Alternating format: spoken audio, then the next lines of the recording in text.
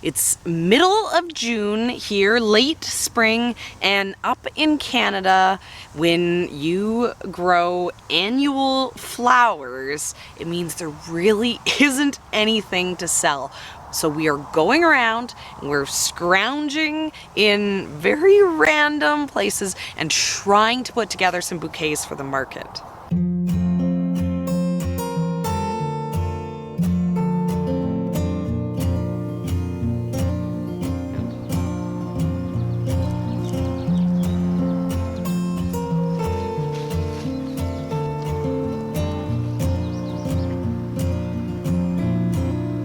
Weeding the lawn.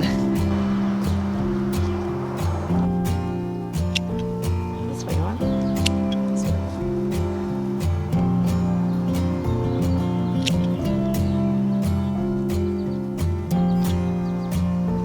Are those for me?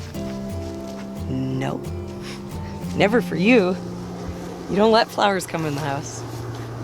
I'm here in front of my only blooming Cosmo because this is my very sad one that is going to seed, going to flower way earlier than it should be.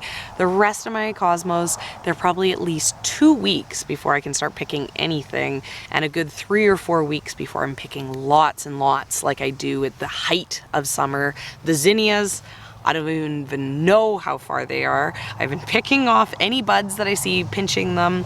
My amaranth, it's tiny. This should be very, very tall. And I even have seeds that haven't come up. There is really nothing going on in the flower farm. And it's probably gonna be even slower and even later than it was last year because it's just been a cold spring. These aren't gonna do anything anytime soon. The dahlias, they're starting to grow. Some of them are starting to look like something, especially our seed dahlias. But honestly, at this point, it's probably a month until we're really picking anything out of this bed as well. I have peonies flowering in my personal garden, and in a few years from now, once we get some peonies in and established to be able to have for cutting, you know, this could be a time of year when there is some real stuff. But we're not there yet. We're still mostly just selling those annual flowers. But we have some random things that we can salvage out of my herb gardens. There's spots where I should have been weeding and I haven't been weeding, and that means that there is now randomly flowers there too. So we're gonna go around the property and we're gonna see what we can find and we're gonna see what we can put together. We have a spot in our lawn that has a white wild yarrow, and at this time of year I tell Ian, do not mow. Don't mow the spot. We let it grow up, we let it go to seed, produce flowers, and then I come and I pick them, and they're one of my very first fillers here. So my weeds in my lawn I'm using today. These ones ain't for selling, they're for eating. One thing that we do have flowering, it's one of the earliest things that I plant out for my flowers that I start, is my snapdragons. They're quite cold hardy, so they can handle frosts, and mine are very unhappy, and so they're flowering already and they look sad and pathetic. But this means that I do have something that's a real flower that I can work with. This, you know, this will make all of the random garbage that we go and find really pop. Bachelor buttons are a huge pain in the butt to pick, especially because they don't necessarily add a huge amount of value to a bouquet, like a single bachelor button. No one's like, ooh, that's worth a lot of money. So to come out here and to slowly pick through these is only worth it now when there's absolutely nothing else. And these, we didn't even actually plant. These are weeds, these self-seeded here. Everyone thinks a flower farm is supposed to have flowers everywhere. But the reality is, if the flowers are all opened everywhere, it's probably too late for them to go to market. So that's a lazy farmer. But not here. Look at this. No flowers to be seen. It's perfect. Lots of things that are just straight up weeds you can use to add some interest.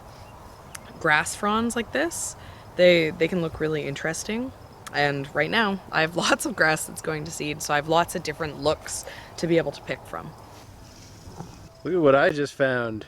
Triple strawberry. Whoa. There's lots of pretty filler that you can find in the vegetable garden too. I did up a bouquet and I used some of these kohlrabi leaves as as something with some color and some structure to it. And the vase life on these were amazing. I also used some mustard leaves. They kept for a week, no problem. They looked great. Cilantro goes to seed so easily, and at that point it feels like there's nothing to really do with it. But cilantro with its pretty little white flowers actually makes a really nice filler too. So if you have cilantro in your garden, it's gone to seed, you're not going to eat it, definitely consider it for that. You do want to be a little bit cautious about using weeds. You don't want to be spreading invasive weeds anywhere. So if you're using something that you're going to be selling, it's not just for you to be having at your home, maybe be careful because you never know what they're going to be throwing into their compost and the consequences that aren't necessarily intended. We have a green, what's it called? Japanese knotweed. It's really, really pretty. It's really prolific. It's apparently one of the worst invasives in the entire world. As tempted as I am to use it as a really pretty green filler, I'm not going to, because the last thing I want to do is to be spreading that anywhere. Party time, huh? This is when you guys all party.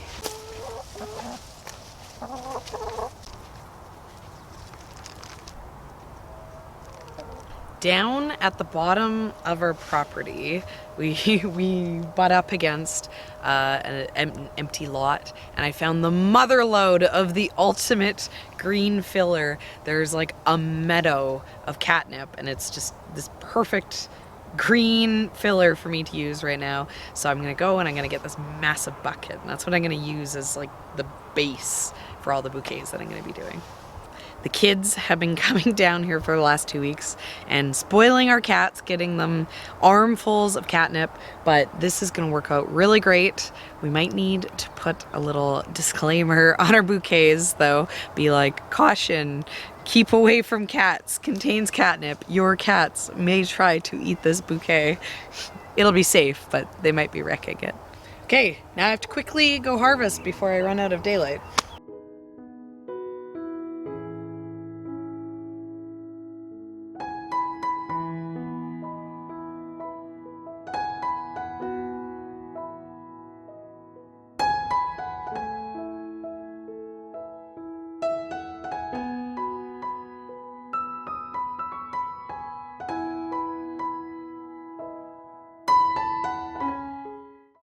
I used the last of the daylight. I went and gathered everything I could. It's dark out, so we're inside now. And so I have some stuff to work with here. We found 1 bucket of actual grown for money cut flowers. I have snapdragons and some dahlias in here. And then I have all of this garbage that I found. This is a bucket that's completely weeds. This is bachelor buttons and feverfew, and this is, I was too lazy to weed, and it popped up like magic, so now we got flowers there. This is catnip. We got lots and lots of this. This is gonna make a really nice filler, as long as my cat doesn't eat it all and destroy it for me. And then in my herb garden, I got some sage flowers, and then this is an edible perennial called Good King Henry, and the seed pods are really pretty and decorative, and we got some of the yarrow out of the lawn. So let's see what we can put together with this. Bad cat. What I'm gonna do is I am going to use a lot of the catnip. Normally I wouldn't bulk it up as much as I'm going to, but we don't have a lot to work with, so we need to put as much value as we can into these jars to really make the little bit stretch. What I do to figure out filler quickly is I kind of like measure it against the bottom of the jar to get an idea of how tall I want it to be. These are quite tall stems. So I'm gonna say, oh, I want it to hang out, a little bit, about double the size of the jars where I want to clip it. So what I'm gonna do is I'm gonna grab all these catnips that my cat is trying to eat, and I'm gonna get them all at the same height on the top. Buddy, don't do that. He's gonna have lots in just 1 second. So I'm gonna get them like this. They're all the same height on the top. So I'm gonna eyeball it to about this is the height that I want it. And then when I snip it off there, now everything is going to be the same height. Then I'm gonna take it quickly, rip off a bunch of this. This will distract my cat down onto the ground, keep him from bugging me. Then I'm gonna throw that in the jar. Got a bunch of filler in there. I don't know. Well, this is an experimenting thing. We're gonna play with this. I'm not happy with that, but we're only just started. We can change stuff. Okay, so I'm gonna get some more of this. All right, yet again, I'm doing it all same height at the top, and then I'm gonna hack it on the bottom to get it to kind of create just this little pillow of filler that's kind of all the same. Okay, so now I have something. I don't like it, but we're gonna roll with it. We're gonna keep moving. Okay, so let's do one where we're gonna put some of this feverfew. So this feverfew is not ideal, and I don't have very much of it, so I have to make it go further than I normally would want to put it. So I'm gonna be snipping off these branches to try to get the absolute most out of this possible. And I'm gonna be putting this, all of these are gonna be little low bouquets just because I don't have very much to work with. Okay, so we're gonna have this. Gotta get all the greenery off. Don't want the greenery in the water at all. Okay, so we'll stab that in the middle. Okay, and then we're gonna get these little pieces and we're gonna stick those in there to salvage every little bit we can because we do not have very much. See, already I'm liking this better. Just by putting something other than this random green stuff. I feel like maybe I'm gonna have to play with the heights of it on it. Some of it's too tall, I think, is part of the issue. Okay, there. What do we think? Is that looking a bit better? Still very empty. We still need to put more in here. So let's get some of these purple sage. This is still all filler stuff. We need to strip off the greens off of this. These are too tall, so we need to snip them down. We don't want them standing way up higher. So we're trying to make a little bit of a pillow here, and then we're gonna put in our other ones as like the final features.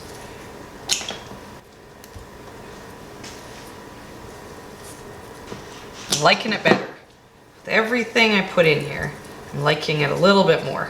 It's starting to look more like not garbage. It smells good too. Yeah, the catnip, and this smells like the sage. I think so far we're completely edible. I think maybe not the feverfew actually. I can't remember.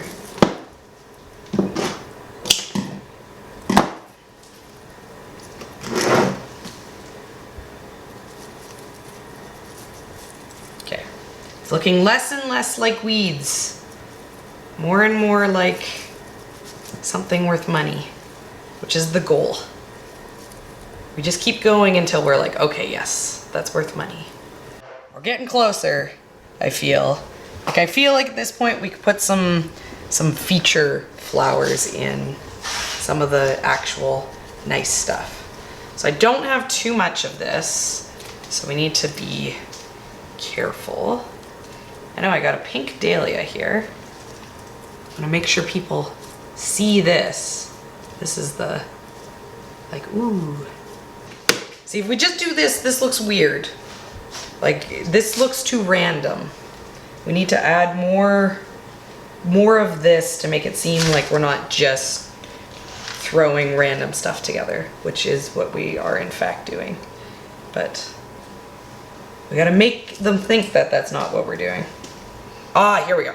More pink. This is what I was looking for. Need more of this. Gotta kind of fill it in and balance it out. There we go. No! These little ones broke. Oh, look. Perfect. It's fine. It's fine though. Just gonna stick this in there. Okay. Look, now it's looking like this beautiful wildflower bouquet. It's totally looking not like garbage. But I feel like it's not quite worth money yet. So let's grab some of these things. Okay, so I'm gonna get 3 of these. We're gonna like kind of go for this 3 pattern to match the 3 snapdragons. And then I'm gonna strip all of this off until we just have these little seed pod pieces. It's still green, so this is like still a filler, but it's gonna add some more texture to this. Fill it up a little bit more.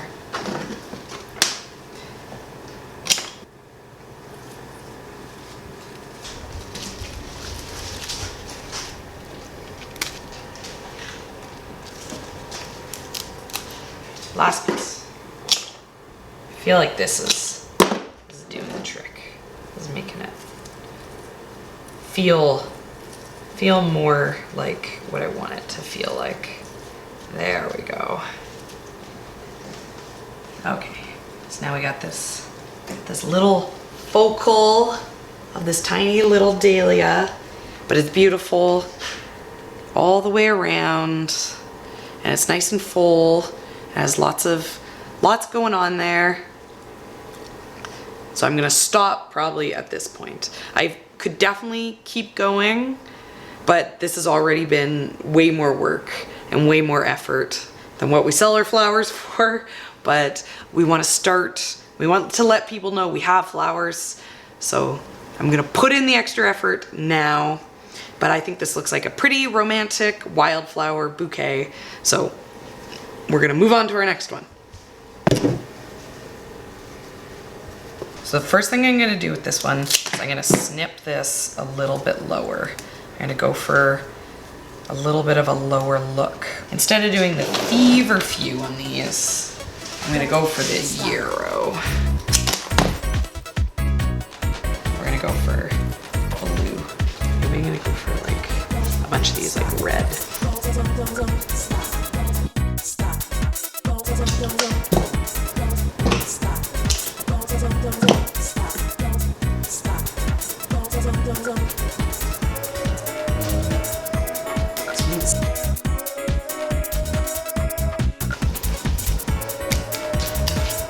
Think somebody would put that on their kitchen table? Hopefully. No point making them if they ain't gonna sell. You know, all this stuff has good long vase life.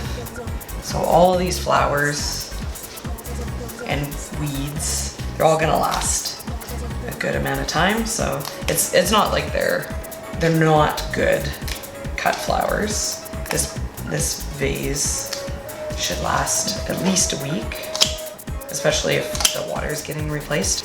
Okay, one more of these. These really fill in empty spots. This is the trick, having these like weird seed things. No, without this, they look amateur without it. Yeah. But with that element, it adds, like the texture element. Yeah, it adds more, you know, you see, and this is like the exact example of what like some grass would add to it. Okay, so there we go. Yeah, like everybody should have something. Yeah, something with some texture.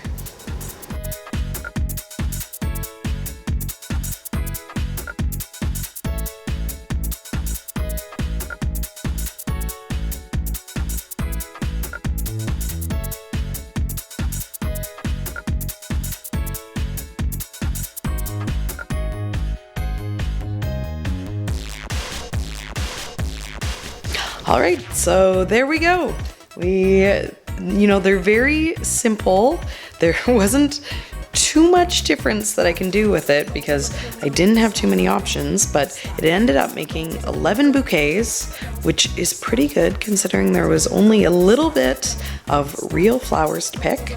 And so we can take that down and we can start making some money, even this early in the springtime when we don't really have anything ready yet. So you would be amazed at what you can find out in your gardens. Get out there, see what you have to play with, and hopefully you can get something just as fun too. Stop.